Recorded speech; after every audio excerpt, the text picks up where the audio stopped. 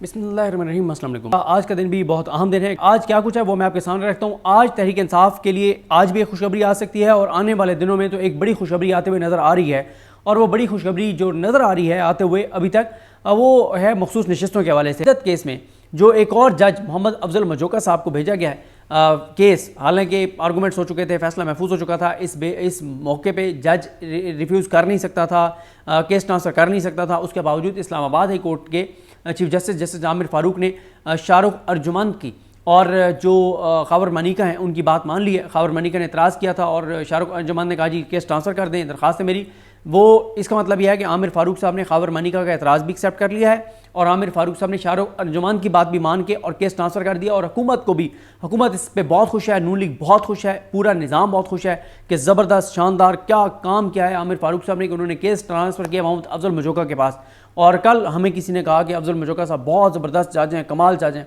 मैंने कहा कि जिनको इद्दत केस भेजा गया है और भेजा भी इस्लामाबाद हाई कोर्ट के चीफ जस्टिस साहब ने हैं, तो वो कैसे इतने ज़बरदस्त हो सकते हैं। तो वो फिर खैर हमारी जो हम तज़ब्ज़ुब का शिकार थे वो क्लैरिटी आ गई जब मोहम्मद अफजल मजोका साहब ने ज़ियारत करने जाएंगे हम उनकी, जब उन्होंने 3 जून को केस सुनकर और 25 जून के लिए नोटिस कर दिए। तो इसी से आप अंदाज़ा लगा लें कि वो कितने अपराइट जज हैं, कितने आज़ाद जज हैं, कितने ज़बरदस्त जज हैं कि जिसने 3 तारीख को 22 दिन का नोटिस कर दिया है। फैसला हालांकि महफूज हो चुका था, सारी पार्टीज मौजूद हैं, कल के लिए आप नोटिस करते, परसों के लिए करते, सुनते 4-5 दिन में कंक्लूड करते, लेकिन जज साहब ने 22 दिन बाद का टाइम रखा। तो इसी से पहले ही उनके नोटिस से ही आपको पता चल जाना चाहिए कि मोहम्मद अफजल मजोका साहब जो हैं उनको देखने जाएंगे, हम ज़ियारत करने जाएंगे उनकी कि वो कितने माशाल्लाह आज़ाद जज हैं, कितने ज़बरदस्त जज हैं। तो मकसद वही है कि इमरान खान को जितनी देर अंदर रखा जा सकता है रखा जाए, बुशरा बीबी की जितनी देर अंदर रखा जा सकता है रखा जाए। तो ये है जनाब मामला। फिर अब आज इस पर यह होना है कि आज शायद PTI अर्ली हेयरिंग की, इमरान खान साहब के वकला अर्ली हेयरिंग की दरख्वास्त दायर करें, वो रिजेक्ट होगी तो फिर जो है वो इसको चैलेंज शायद कर दें इस्लामाबाद हाई कोर्ट में। अब उनके पास एक ऑप्शन ये भी है कि इस्लामाबाद हाई कोर्ट के इंतज़ामी ऑर्डर को जुडिशल साइड पे चैलेंज कर दें। फिर ये भी है कि इस्लामाबाद हाई कोर्ट अगर आमिर फ़ारूक साहब मुस्तरद करते हैं दरख्वास्त, इंटर कोर्ट अपील में चले जाएंगे तो फैसला मुख्तलिफ भी आ सकता है, सुप्रीम कोर्ट तक ये मामला लेकर जा सकते हैं। खैर अब आते हैं इस बात पर कि कल जो मखसूस नशिस्तों वाला केस है उसमें काफ़ी सारी चीज़ें जो हैं वो वाज़े हो गई हैं। एक तो उसमें आपने देखा टीवी चैनल्स ने लाइव दिखाया कि आमिर के काजी फायज़ साहब जो हैं वो बार बार जजेस को रोक रहे थे, टोक रहे थे बात करने से।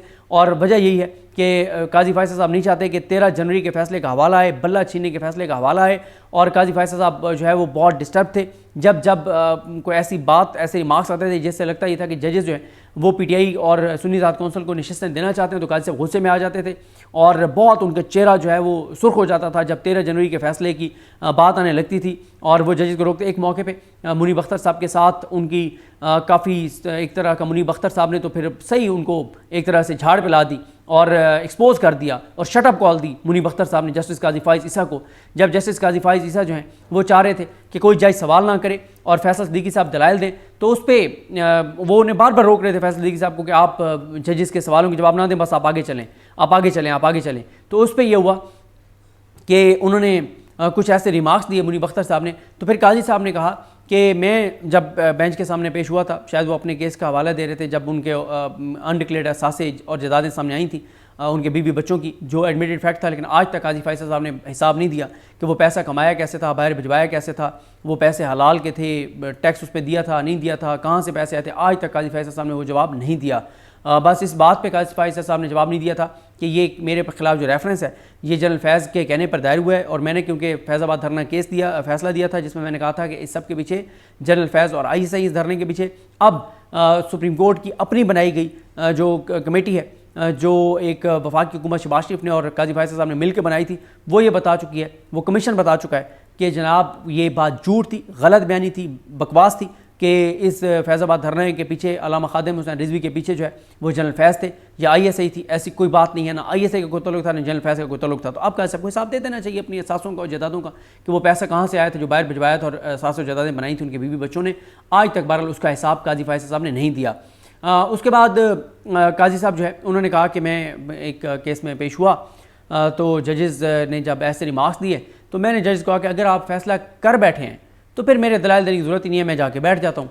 इस बात पे फिर मुनीब अख्तर साहब, तो फिर मुनीब अख्तर साहब हैं, उनके सब्र का पैमाना लबरेज हो गया। हालांकि उससे पहले वो बड़े अच्छे तरीके से आगे लेके जा रहे थे, वो काजी साहब को एम्बेरस नहीं करना चाहते थे, वो भी चाहते थे मामला आगे बढ़े और बल्ले के मामले पे बात ना हो। लेकिन फिर मुनीब अख्तर साहब ने कहा बहुत अनफेयर है, ये मैं बिल्कुल बर्दाश्त नहीं करूँगा ये बात। ये फुल बेंच में बैठा है, तमाम जजेस बैठे हैं, हर जज का ये हक है कि वो सवाल करे। इसका मतलब क्या है कि वो फैसला किए बैठे हैं। काजी साहब ने कहा कि मैं लाइटर नोट पे ये बात कर रहा हूँ, और उन्होंने फैसले की साहब को कहा कि आप आगे बढ़ें। नहीं, उन्होंने कहा अगर आप लाइटर नोट पे भी बात करें तो मुझे बिल्कुल बर्दाश्त नहीं है। कमाल शटअप कॉल दी मुनीब अख्तर साहब ने। ज़ाहिर है लाइक जज हैं, तहम्मुल से बैठे हुए हैं, लेकिन जब आप किसी के तहम्मुल को, बर्दाश्त को का टेस्ट लेंगे तो फिर आगे से वो भी मुनीब अख्तर साहब हैं, वो भी फिर ऐसा नहीं है कि वो आपकी बात सुन के दब जाएंगे या अब आप कहीं और शक शिकायतें लगाते रहें कि मुनीब अख्तर साहब को कभी रिज़ाइन मुझे लेके दें, जो भी करें। लेकिन मुनीब अख्तर साहब ने शटअप कॉल दी और ज़बरदस्त तरीके से दी। ज़ाहिर एक जुर्रत वाला जज है, लाइक जज है, उसे क्या वो है, उसने ज़बरदस्त रिमार्क्स दिए, ज़बरदस्त बात की, ज़बरदस्त सवालात किए।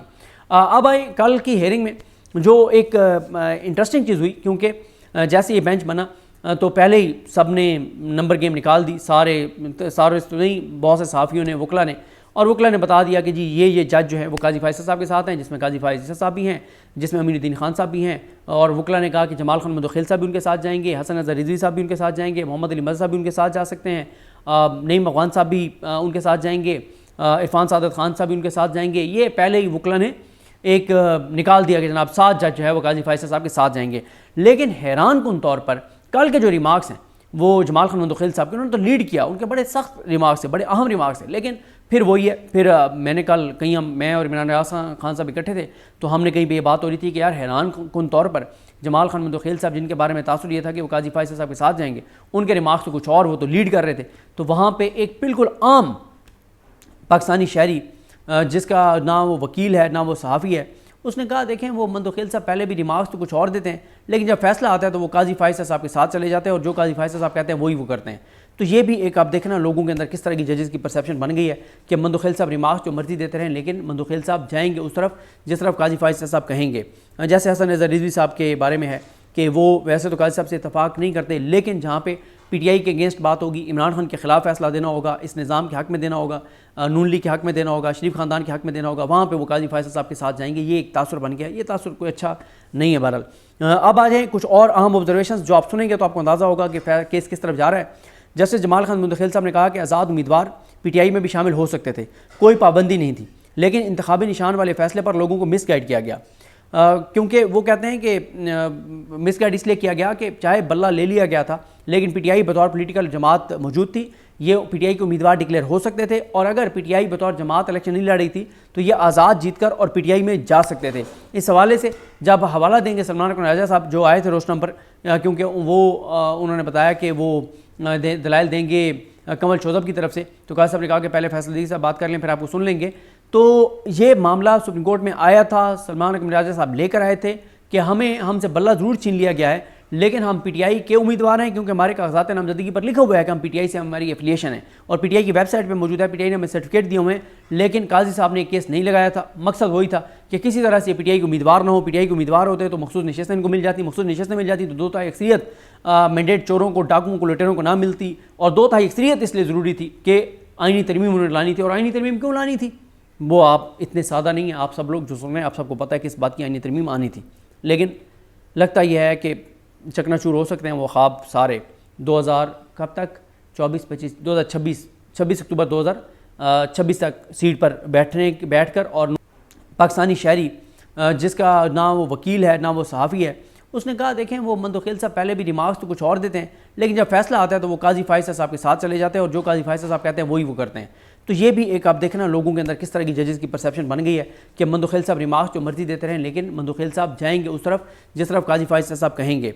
जैसे हसन अज़हर रिजवी साहब के बारे में है कि वो वैसे तो काजी साहब से इतफाक़ नहीं करते, लेकिन जहाँ पे PTI के अगेंस्ट बात होगी, इमरान खान के ख़िलाफ़ फैसला देना होगा, इस निज़ाम के हक़ में देना होगा, नून लीग के हक़ में देना होगा, शरीफ ख़ानदान के हक़ में देना होगा, वहाँ पे वो काजी फैसल साहब के साथ जाएंगे। ये एक तासुर बन गया, ये तासुर कोई अच्छा नहीं है। बहरहाल अब आ जाए कुछ और अहम ऑब्जर्वेशन जो आप सुनेंगे तो आपको अंदाज़ा होगा कि केस किस तरफ जा रहा है। जैसे जमाल खान मुदखिल साहब ने कहा कि आज़ाद उम्मीदवार PTI में भी शामिल हो सकते थे, कोई पाबंदी नहीं थी, लेकिन इंतखाबी निशान वाले फ़ैसले पर लोगों को मिसगाइड किया गया। क्योंकि वो कहते हैं कि मिसगाइड इसलिए किया गया कि चाहे बल्ला ले लिया गया था, लेकिन PTI बतौर पॉलिटिकल जमात मौजूद थी, ये PTI के उम्मीदवार डिक्लेयर हो सकते थे, और अगर PTI बतौर जमात इलेक्शन नहीं लड़ रही थी तो ये आज़ाद जीतकर और PTI में जा सकते थे। इस हवाले से जब हवाला देंगे सलमान अकबर राजा साहब जो आए थे रोस्टम पर, क्योंकि वो उन्होंने बताया कि वो दलाइल देंगे कमल शोजब की तरफ से। तो काजी साहब ने कहा कि पहले फैसल दीदी साहब बात कर लें, फिर आपको सुन लेंगे। तो ये मामला सुप्रीम कोर्ट में आया था, सलमान अकबर राजा साहब लेकर आए थे कि हमसे बल्ला ज़रूर छीन लिया गया है, लेकिन हम पीटीआई के उम्मीदवार हैं, क्योंकि हमारे कागजात नामजदगी पर लिखा हुआ है कि हम पीटीआई से हमारी एफिलिएशन है और पीटीआई की वेबसाइट पे मौजूद है, पीटीआई ने हमें सर्टिफिकेट दिए हुए हैं।